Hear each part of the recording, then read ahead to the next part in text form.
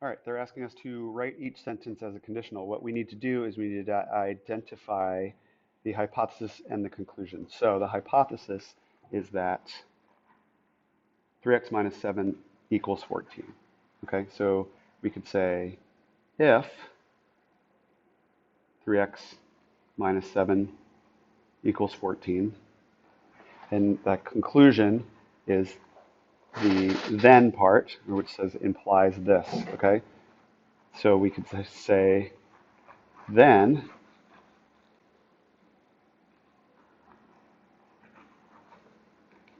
3x equals 21. Because remember, as they say, P implies Q, okay? So if the first part implies the second part, then the first part is P, and the second part is Q.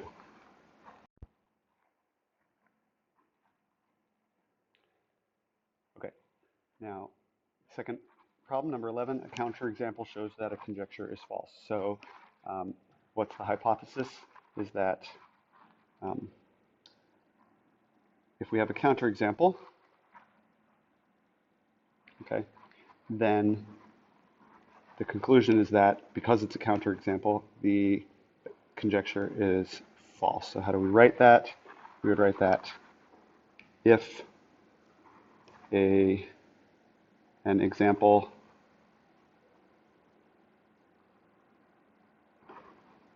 given is a counterexample,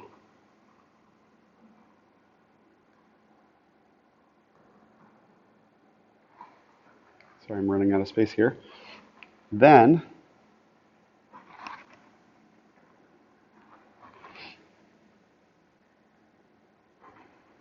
the conjecture